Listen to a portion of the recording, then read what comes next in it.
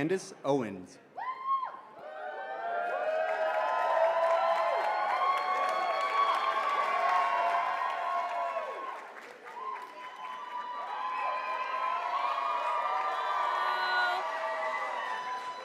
You guys, this is so beautiful. Look at all of us. We made it all the way to the White House. Media says we're not supposed to be here. We're supposed to be scared to be in this room, right? But we're here anyways. We are all here, and we should be so proud of ourselves for standing up to the media bullies and showing up today. You know, I have to tell you guys, I started this morning like I start every morning, and I want to really take a serious moment to talk about something that pulled at my heartstrings this morning and almost brought me to tears as I was reading the news. I was reading a story about a young boy named Tyshawn Lee, a name that people won't be familiar with, not a name that spread all across the nation instantly. Tyshawn Lee was a 9-year-old boy living in Chicago. He left his grandmother's house because he wanted to go play basketball in the park, and he was playing basketball by himself in the park.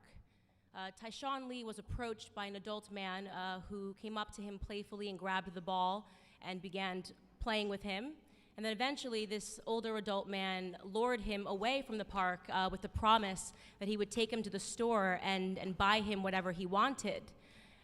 So he followed this adult man into an alleyway, and he was instantly, Tyshawn Lee at 9 years old, shot point blank a few times and murdered. He was murdered. It was gang related. They were after his father, so this was a gang hit to go after this young boy. Disaster, an absolute sad disaster that brought tears to my eyes because he was only in the 4th grade. You know,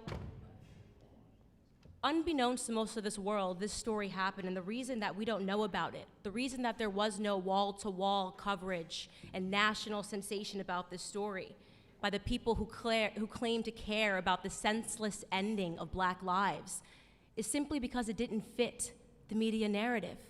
That's it. He was killed by another Black man, so it didn't fit the media narrative to be outraged about this story. Black on Black crime is something that our media tells us that we're not allowed to talk about. Over 93% of Black homicide victims are killed by other Black people. But we are not supposed to be outraged, and we're not told to remember the names of those victims. Because if we begin to focus on that area, something that is causing real harm and devastation to our communities, we might uncover the truth. And the truth is that this is all by Democrat design. Our inner cities are all by Democrat design. Like Chicago, like Baltimore, and like Detroit, they have been run by Democrats for decades. We have been made to believe that the conditions in our cities are normal. We're supposed to turn a blind eye to the corruption, to the crime, to the gangs, and instead focus on what our media deems of more importance. We are instead told that we should be focusing on white people. We're supposed to be reactive and angry and fearful about white supremacy, when in fact, it is liberal supremacy that is harming our communities. I say this all the time. You show me a neighborhood where there are liberal policies that reign supreme, and I will show you a neighborhood where Black Americans are struggling in this country. For decades, we have been disrespected by the Democrats. We have empowered their party, lined the pocket of their politicians, and we have gotten positively nothing in return for our blind allegiance and faithfulness. I've recently begun to immerse myself, as I told you all yesterday, in old videos and interviews of Dr. Martin Luther King Jr. And I came across an interview of him from 1964, where he was underscoring the problems that were in Black America at that time, and here's what he mentioned. I will quote: school dropouts, crime rates, illegitimacy, rioting, and other social evils, end quote. I find that list to be really interesting because he spoke that list 55 years ago. And yet today, across all of those categories, we not only have the exact same problems, but the problems have worsened. How is that possible? How is that possible in a society that has experienced so much social progress that we are seeing a decline in the Black community? The statistics of illegitimacy, crime rates, and illiteracy have worsened since the time of segregation and Jim Crow. In that same interview, Dr. King said something that I thought was timeless.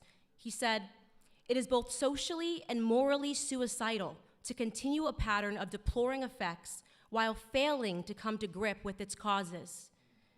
This is reminiscent of Albert Einstein's famed quote, "Insanity is doing the same thing over and over again and expecting different results." While neither of them could have been possibly speaking to the predicament that we are in today, their words are timeless because for the last 6 decades, Black America has found itself in a rhythm of insanity, voting for the same party over and over again and expecting different results. It is, in my opinion, both socially and morally suicidal that we continue this pattern. Democrats have looked at us in the face and they have sold us worthlessness. They have told us that we cannot, that we need more government assistance, more handouts. We handed them power, and in return, they further diminished our sense of pride, the most important thing that we had, our sense of pride. We allowed their government to victimize us through the expansion of welfare policies. We allowed them, most importantly, to remove the fathers from our homes, removing the backbone of our families. They knew, the Democrats knew that without stable households, our children would pursue that paternity elsewhere. They knew that our children would run to the streets. They knew that our youth would grow up and begin to mirror themselves after rappers and basketball players rather than men of high intellect and values and more attainable goals.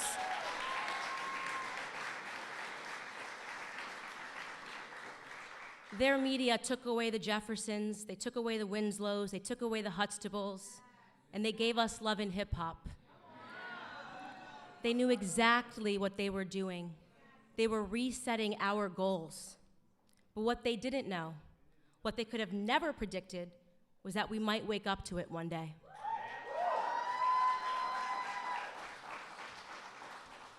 In 2015, when a man with crazy hair and a beautiful wife came down the escalator at Trump Tower, we were at the beginning of a shift, and I'll tell you honestly, I wasn't sure about him. I wasn't sure when he first came down the escalator. I said, "Isn't that the guy that says you're fired? Is he really running for president?" But then an incredible moment happened. In August of 2016 in Michigan, everything changed for me when that same man did something that I believe will forever be recorded in Black history as a turning point for our community.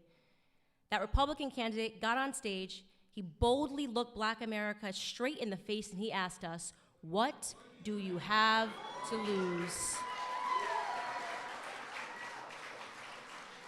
The courage of that moment, the courage for a man to challenge us to look around at our communities and to just acknowledge it, to be real, to be honest with ourselves, to acknowledge the filth of our communities and our inner cities, to acknowledge the state of our broken culture, our broken school system. He forced us to stop accepting excuses. Every single person that is standing in this room stands here because at some point, we had the courage to set our pride aside and to realize that for the first time in decades, we had somebody who was telling us the truth. And he just kept on telling it all around the country, dropping bars. Honestly, Trump might be my favorite rapper right now. My favorite moment of his campaign was he said, "Only Rosie O'Donnell, only Rosie O'Donnell." Only our 45th president, Donald J. Trump, and I'm gonna tell you what I love about him. I get that question all the time, Candace, what do you love about Donald Trump? What I love about Donald Trump most is his audacity. The audacity that it took to stand up and look Black America in the eye. The audacity that it takes to call out these crooked Black Democrat politicians that have received billions in aid from our government and effectively stolen it from the struggling cities that they represent. The audacity to call out Elijah Cummings, the audacity to call out Maxine Waters, who lives, by the way, in a $6 million home outside of her own district. President Donald Trump has both the spine and the audacity to save Black America. It takes a lot of guts, and we all know this. When you wake up as a Black American and you realize the truth and you have the courage to speak out about it, the racist leftist media will attack you. CNN is a racist network, in my opinion. I've watched them over the past year sanction the violence of Antifa against black conservatives. They have referred to all of us last year in this same exact room. CNN referred to all of us as paid puppets. They said we were paid to be in this room because they cannot fathom that we would ever have the courage to stand up and to tell them no more. No more victim narrative, CNN. No more victim narrative, MSNBC. No more telling us that we cannot do something because of the color of our skin. No more fear politics. No more attempts to scare us into voting for you. No more lies, no more half-truths. They attack the one president that has done the absolute most for Black America than any president in American history because they are scared. And I'll tell you what they're scared of. They are scared of no longer being able to control us. They are scared that we are actually waking up to everything that they have done to us.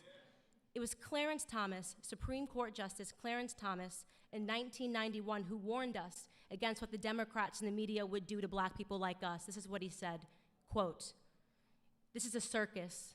It's a national disgrace, and from my standpoint as a black American, it is a high-tech lynching for uppity blacks who in any way deign to think for themselves, to do for themselves, to have different ideas, and it is a message that unless you kowtow to an old order, this is what will happen to you.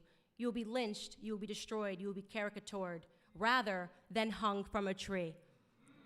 How right was Supreme Court Justice Clarence Thomas in the treatment of black Americans today? It is a national disgrace.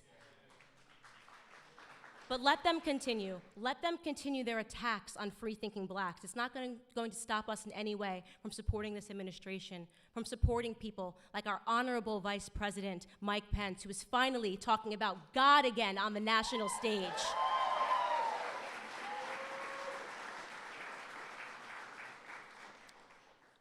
President Trump views us as Americans.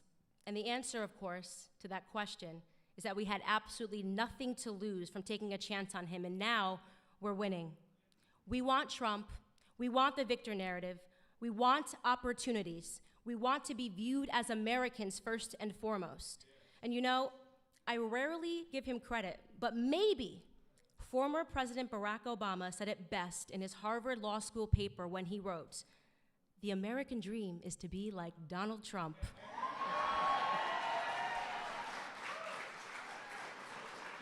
We want the American dream. Thank you guys so much for being here, and get ready to see the man himself.